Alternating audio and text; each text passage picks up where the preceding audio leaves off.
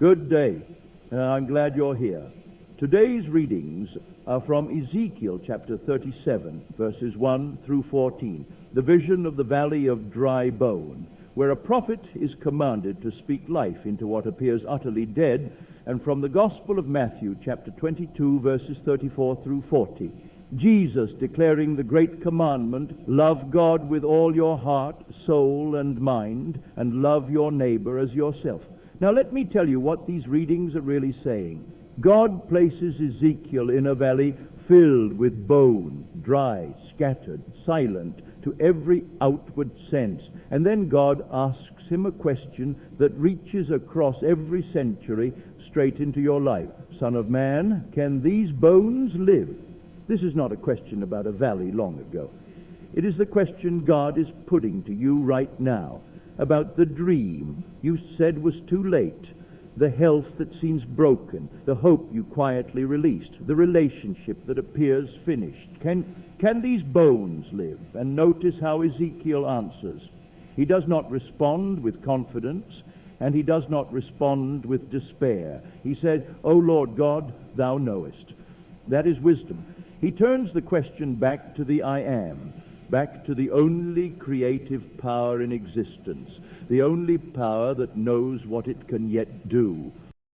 Then comes the command, prophesy to these bones. Through Ezekiel, the Father is teaching you what prophecy actually is. To prophesy in the law is not to predict by reading signs in the world outside you. To prophesy is to speak from the end, to declare what is, from the standpoint of the wish fulfilled. It is to speak as though it were already done, because in consciousness it already is.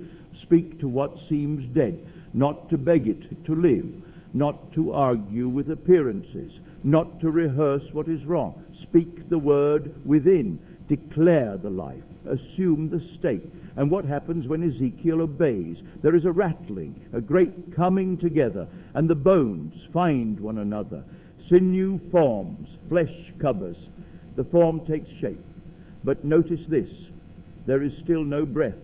The outer conditions arrange themselves. The form appears, but the animating life, the spirit that makes a thing truly alive, comes only with a second act of prophecy. Come from the four winds, O breath.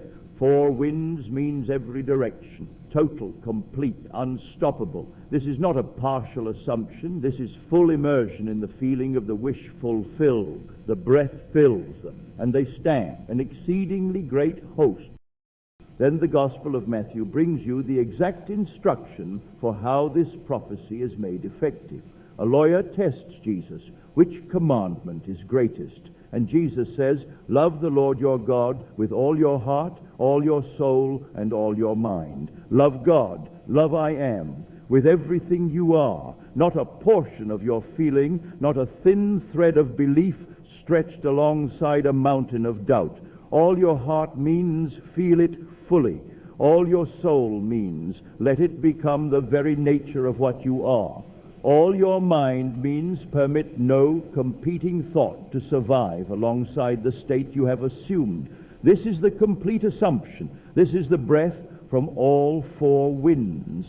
When you speak your word from that place, undivided, whole, without reservation, the dry bones stand up. And the second commandment closes the circle. Love your neighbor as yourself, because your neighbor is yourself. There is only one I am, appearing in all these forms. What you wish upon another, you draw into your own world. What you condemn in another, you confirm in your own experience.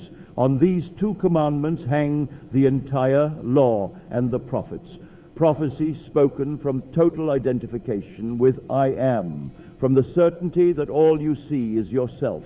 That prophecy cannot fail. It is the law, and the law never bends. So here is your practice. Now, in this moment, name the valley. Name the bones that appear dry to you. Go within, into the upper room of your own consciousness, and prophesy, not with the language of worry, not with the rehearsal of what is wrong. Speak the end, for feel the breath coming from every direction. I am whole, it is done, my life has turned. Rest in that knowing that the I am within you The Lord God, who spoke all things into being, has heard and has already done it. Until tomorrow, I love you.